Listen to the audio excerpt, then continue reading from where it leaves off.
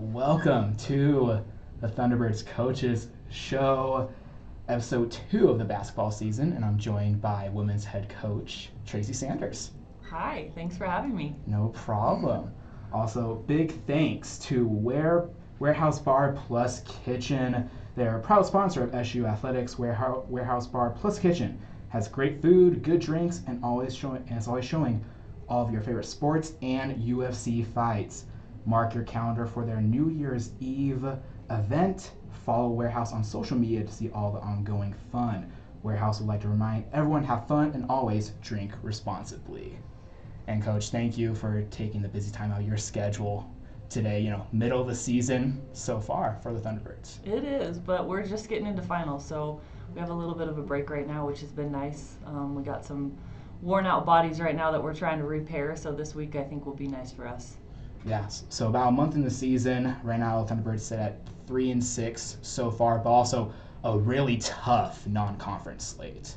We do. We had a really, really tough non-conference schedule. We still have Utah left to play here before Christmas, so it's been good for us. I think one of the things that we've really tried to focus on is getting better with every game, whether it's a win or a loss, and understanding the value in playing such a tough non-conference schedule, and that it's going to hopefully pay off for us in the long run. And it's been fun.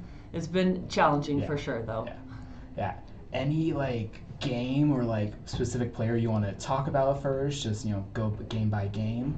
Yeah, I think our last game, just reflecting on Colorado, I was really impressed with Sharita and Delaney. I just thought they both really, really played well to go up against a Pac-12 school where there's a little bit more size and strength. And I just to me they just played really well. I think they had a lot of confidence.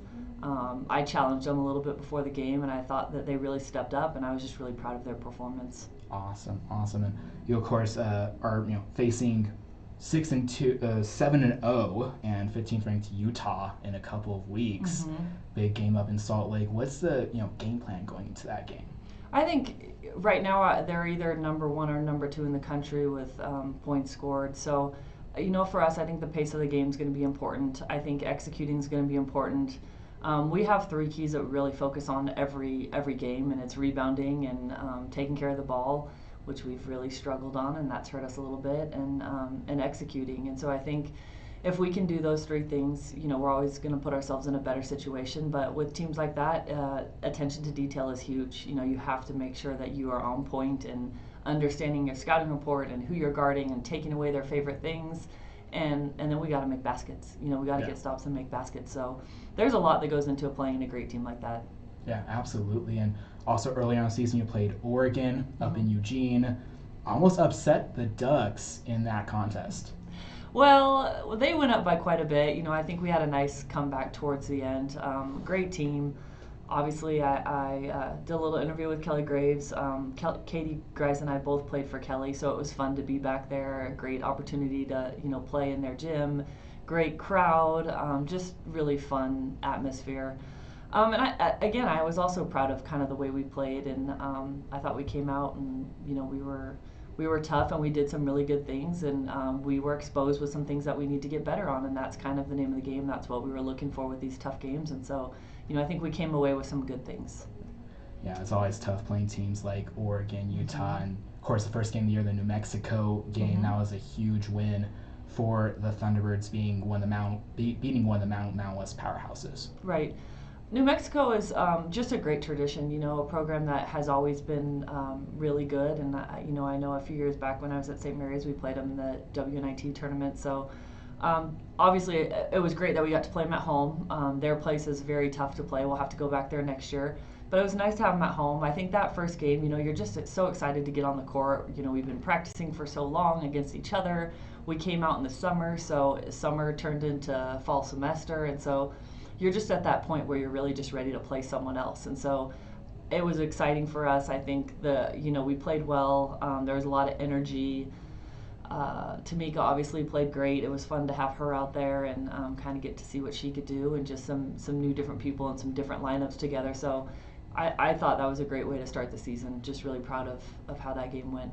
Yeah, and coming growing up in Vegas, for me, being a UNLV fan, New Mexico is always a good team in men's and women's basketball. And I remember there was a couple of New Mexico fans in the crowd at the game, and when I was leaving the AFEC, one of the New Mexico fans pulled me aside and was like, "Who are you guys? What is this program?" Because they were so impressed with how you guys played, and it was like, "Well, we're going to see you down the line in some sort of tournament for sure." And that's just the turnaround you've made on this program as well.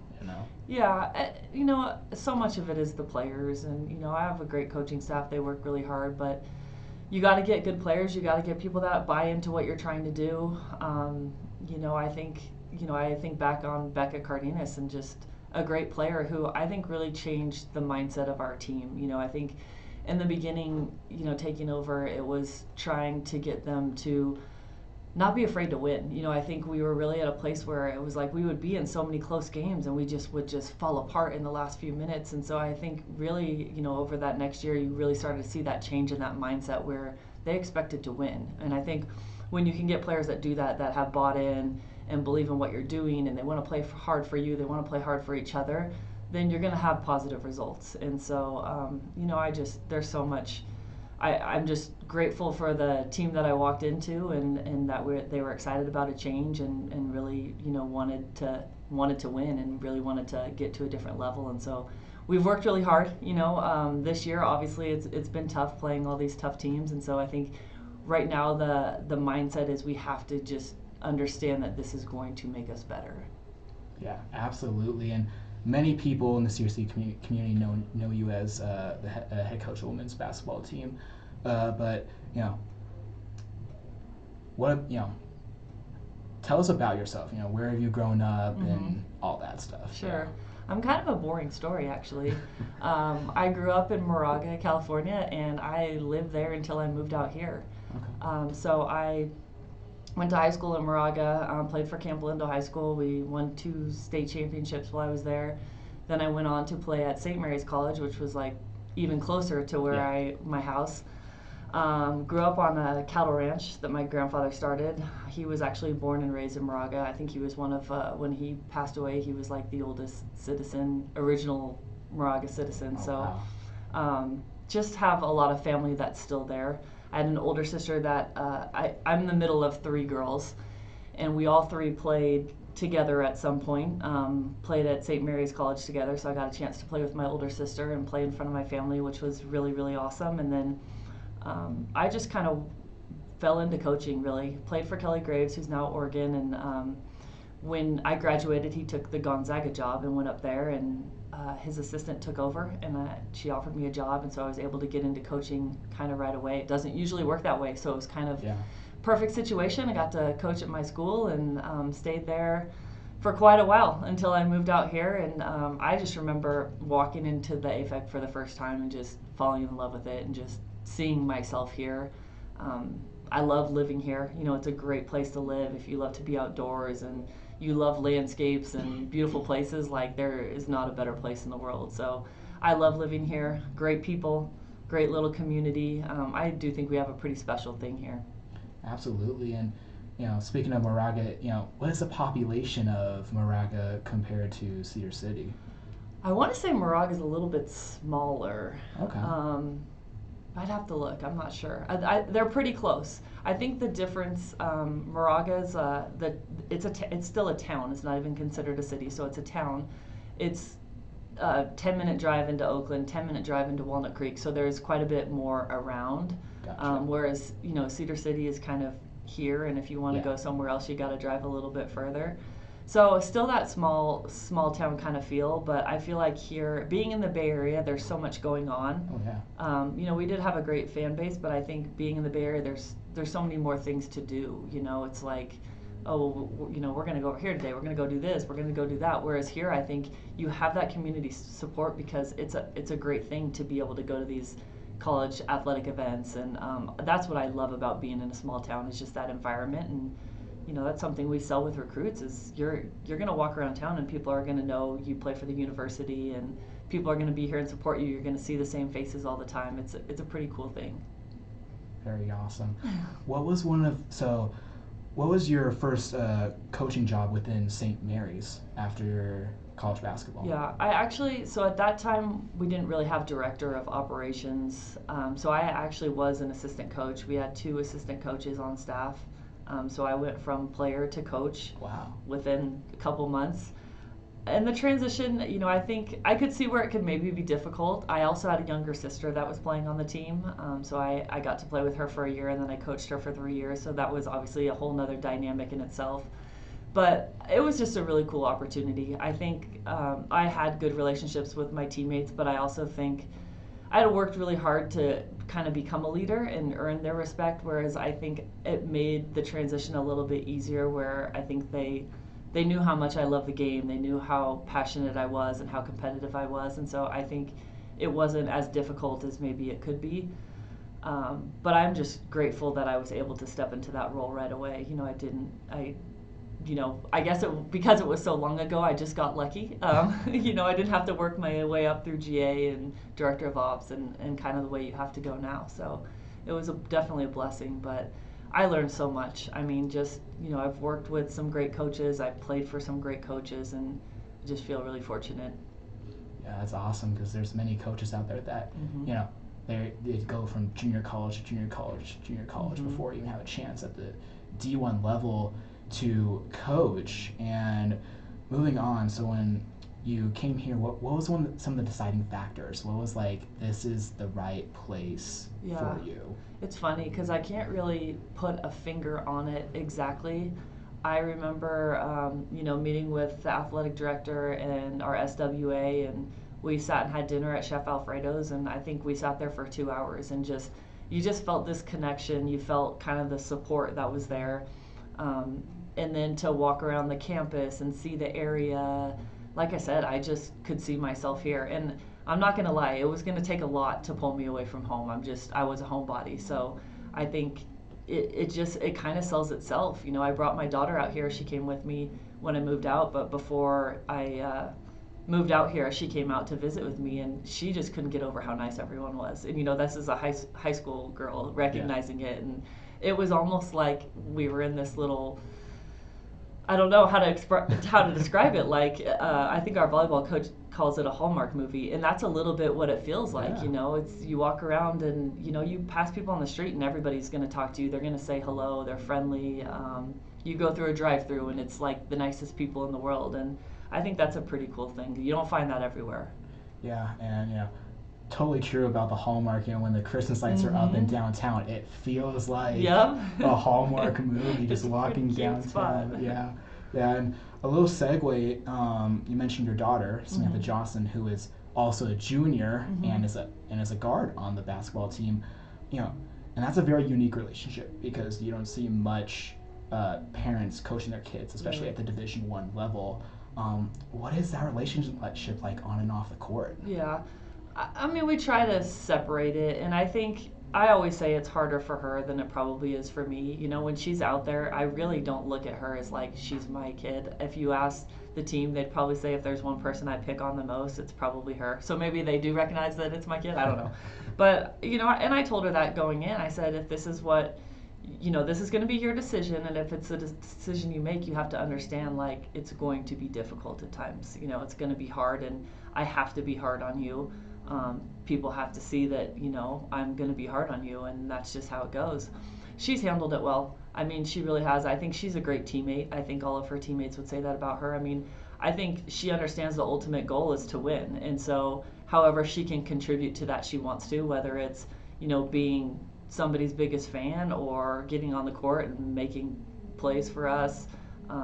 She's hit some crucial shots for us already since she's been here. So she's done a really good job, and I'm super, super proud of her. And, it's given us a chance I get to see her play, and that wouldn't have happened. She gets to play for Mom, and I think that's something that's kind of been her dream since she was 5 years old, going to camp with me. So I don't think it was a tough decision for her. I think there's times where it's hard because after a game, she probably wants Mom, but she has a great grandma, and so she calls her grandma, and then her grandma calls me and tells me what I should be doing. No, I'm just kidding. But no, I do think she's handled it really well, and it's been a lot of fun. She's great with recruiting. She's good with recruits. She wants to play with great players. Um, she wants to see me and the program be successful. Whether she's here for 4 or 5 years or whatever it ends up being. Like, I think she wants to be a part of something great. Yeah, absolutely. And Sam is just a great person as well. I have her in one of my classes, and she's just awesome. Amazing person. Oh, good. And always brings up great points in the sports class we're in together. Good. So that's good. Yeah, it's always a great time when she's in class. And moving on, so within the program, came into the program, Thunderbird basketball wasn't really at its peak. A couple of struggling seasons in both women's and men's in their programs. What was the idea when you first got the head coaching job here of how to transform the program? Right. I think a huge part of it is accountability. I think there needed to be a little bit more accountability of just being held to a high standard, not being able to get away with certain things, and kind of having rules of how you were going to do things, and holding to them to that. And I think I found a staff that really was on board with that too. Kind of unique that we had all kind of played for similar coaches or the same coach or whatever, but we all kind of knew that that was important for us to move forward. And I will be honest, like even today we went back to some of the stuff that we did early this year, last year, some peer pressure stuff. I think it's kind of the foundation of us paying attention to detail and holding each other to a high standard and all those different things. So we really try to focus on those.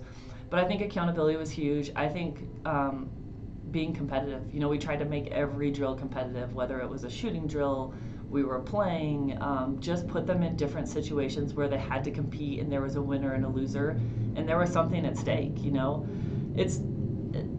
Punishment it sucks when you have to run because you lose or whatever it is, but at the end of the day, that's what makes you go a little bit harder too. You got to find out what makes people tick, and I think some people are self-motivated. They just hate losing. Some people need, something, some stakes, some reward or punishment.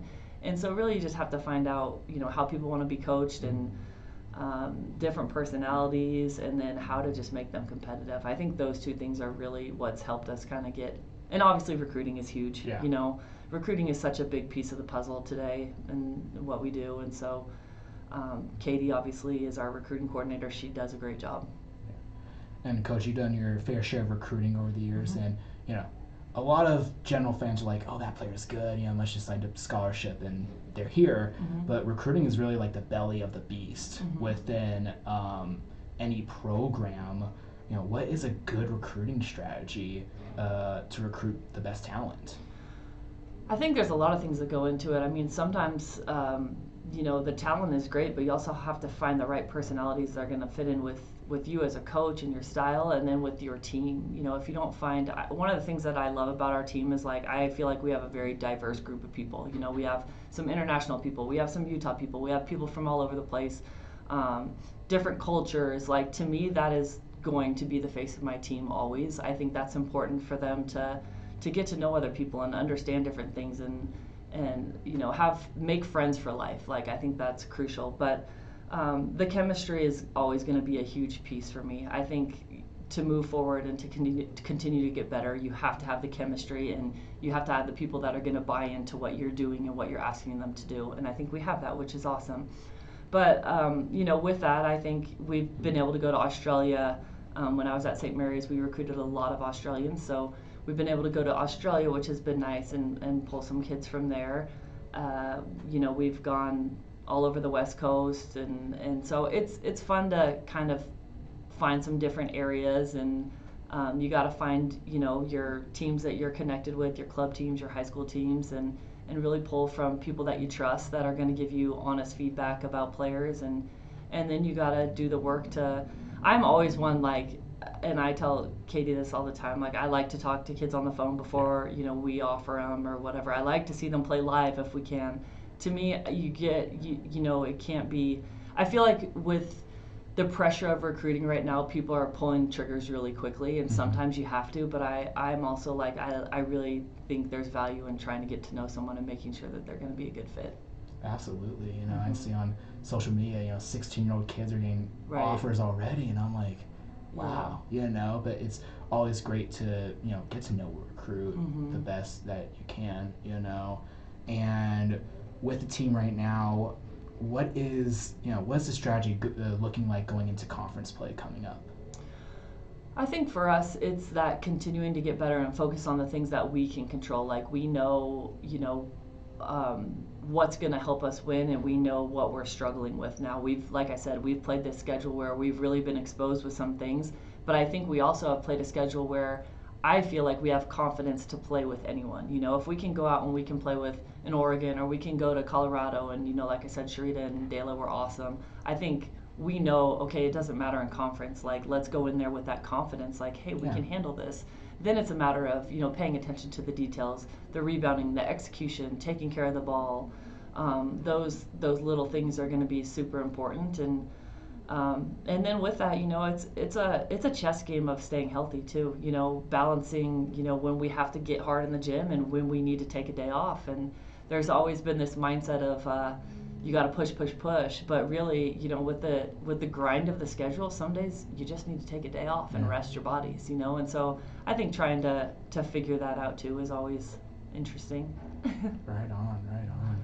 And especially with this being the first year in the Western Athletic Conference and, you know, a lot of new teams as well, what's the game plan or just playing those new teams because it's a brand new conference, Right. adjusting to all of them? Is it watching film? Is Mm-hmm. it, highlighting their key players and trying to take them out of games? Yeah, I think my coaching staff does an awesome job on our scouting reports.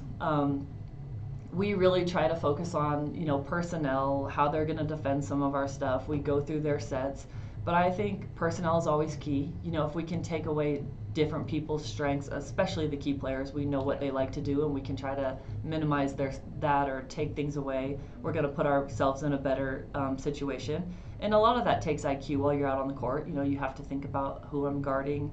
We might get switched. You might be guarding someone different. So it's really a focus and attention to detail there.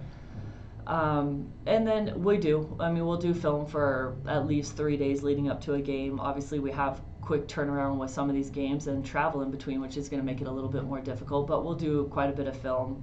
I think, especially going into a new conference where we haven't played a lot of these teams before, it's going to be watching a lot of games and getting synergy is a great thing for us. I don't know if you're familiar with synergy, but it breaks down a lot of stuff. So it'll tell you, how much zone they play, how much man they play, if they press. It just tells you a lot, and you can go through and break out clips and look at different things, which has been super, super helpful. But I think it's going to be a lot of film. It's going to be a lot of getting to know different teams, and then with that, the travel. You're traveling new places and figuring out how that works, and travel isn't always easy. Yeah. So. Yeah, especially, the farthest team in the Big Sky probably was Mhm. Montana or Yeah. Eastern Washington, and now it's traveling all the way down to Texas. Yep. Yeah. So it's going to be a little bit different. Yeah, yeah, But, for sure. Um, any shout outs, Coach? You want to mention anyone? ooh, I think. If my high school coach is out there listening, which Yeah. there's a good chance he might be, Scott Espinosa Brown, I give a shout out to him. Awesome. He's an amazing, amazing man. One of my greatest mentors, like a dad to me. Like a dad. Nice, that's awesome. It's always great to have coaches that are like that. My high school golf coach, definitely Yeah. a mentor to me. He, texts me every once in a while. Hey, I'm in town. You want to go golfing? Yeah. And I'm like, it's cold, but yeah, we can try. Sure. Yeah, you got to make it happen for sure. Yeah, yeah. Good. You know, with this team and some of the star players on the team, how have they shined their roles? Like Lizzie Williamson, she's Uh-huh. top 20 in a lot of categories nationally for blocks and rebounds. Sam, a great leader on the team. Tamika, transfer from Idaho State. How do their roles fit onto the roster? Yeah. Well, one of the things that we talked about when this season started was, on paper, I think this is the best team that we've had. Just the way we all complement each other. You have like a Lizzie in there who's just long, who's going to change the game. She's there to protect the rim. She's tough to guard. I think in the WAC we have one of the bigger teams, which is kind of nice. Then you add Meg in there as a transfer. You add Ashley in there with her length. We have some really good size, and Meg is super skilled. You know, she finishes well around the rim. She can shoot it out to the three. And Ashley's the same. You know, I think she's going to be someone that you watch her throughout the year, and she's just going to continue to get better and better. And Briar brings a huge amount of toughness in there. I mean, she's so physical, and she rebounds the ball. She loves to rebound the ball. So we have that solid post group. Yeah. And then you go out to the guards, and, you know, obviously we have a lot of returners, and Sam and Dayla and Sharita, who've been here a couple years. They know how we do it, and they play really, I think those three play really well together. And then you add in Tamika, who's just unreal. You know, Yeah. she's a great defender, obviously. She was Defender of the Year. And then on the offensive side, you know, I feel like she's just as good on the offensive side. She can do so much. So it's fun to have. And then little Lexi, I mean, she's out now with an ACL, but she was coming along so well, and just such a great energy. She brings so much energy, and just fun to be around. And Kinley, you add Kinley in there, and, you know, she's a great shooter, and so we'll be excited to get her back. She should be coming back hopefully pretty soon from a rib injury. So I just feel like we had a great combination of, you know, shooters and drivers, and guards that could post up, and bigs that could shoot out on the perimeter. So we just have a lot of different weapons. And the biggest challenge, I think, initially was kind of figuring out how to play together, what lineups worked really well together. And that's something I think with some injuries we're still trying to work out, you know, what's the best combination here in different scenarios. But I think at the end of the day, you know, I'm excited about the game where we have 5 or 6 people all on at the same time, and it's going to click. You know, it's taken a little bit of time, but I think it is going to click. And you know, I'm still just super excited about this team. I think the sky's the limit if we can get healthy and get on the right track. Awesome, and especially talking about Megan Jensen, a transfer from Utah Valley. You know, that's going to be huge for her coming up, especially with it being, you know, Utah Valley comes here, and then you guys go up there. It's going to be a huge, like, homecoming opportunity for her to play against her old team. Yeah, and she's played several schools in the WAC now too, which is nice. You know, she has that experience. She's traveled to some of these places, so that'll be a good asset for us to have. I think she's excited about it, and she's another one. You know, I think she just adds a lot of versatility to us, and she plays hard. Awesome. Anything else, Coach? I don't think so. Just excited. I know we have finals week, and then we got one more home game, and then we go up to Utah before Christmas. So just looking forward to these last couple games before Christmas break, and then getting into the WAC. Awesome. When is that home game after finals week? So we play on Saturday. La Sierra, awesome. The men play, it's a doubleheader, so the men play NAU at 1, and then we play at 6:30 that night. So hopefully people can come to the men's game, go grab some food, stick around, and come to the women's game. Absolutely. The last chance for many SU students to, you know, see the Thunderbirds play before the new year, and 2023 comes along as well. Right around the corner. Absolutely. Absolutely. All right, that is all for the coaches show today. Once again, thank you, Coach Sanders, for taking the time out of your schedule and getting the girls prepared for the second slate of the season. Thank you for having me. Appreciate it. No problem. Thank you.